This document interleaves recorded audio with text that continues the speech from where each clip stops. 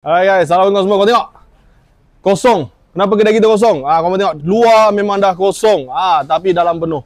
Okey. Sebab apa? Sebab disebabkan cuaca yang tidak menentu. So kita tak ada atap and tak ada awning. So kita terpaksa tutup sebab tak nak nanti bila customer dah duduk, hujan tiba-tiba hujan and tak ada tempat nak pindah.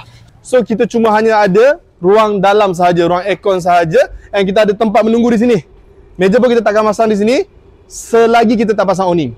So kita akan pasang awning secepat mungkin. Minggu depan insya-Allah kita akan pasang awning. So siapa-siapa yang datang harap faham, mungkin masa menunggu untuk beratur agak lama sikit lah. Sebab kita nak settlekan dalam dulu. Lagi satu sebab kita pun tak cukup staff. Kita tak nak tamak. Sebab kita tak nak nanti bila kita ambil customer tanpa henti, and customer tunggu lama, customer akan komplain. So kita nak elakkan kena komplain satu, and kita nak elakkan cuaca yang sangat-sangat buruk sekarang. Yang hujan ribut semua. Sebab bila customer duduk dekat table luar nanti akan berlakunya basah, tempias, ataupun customer terpaksa lari nak cari table baru kat dalam. So memang kita tak nak benda tu berlaku. So kita terpaksa tutup luar untuk minggu ni. So minggu ni Jumaat, Sabtu, Ahad pun siapa-siapa yang nak datang tu harap maklum.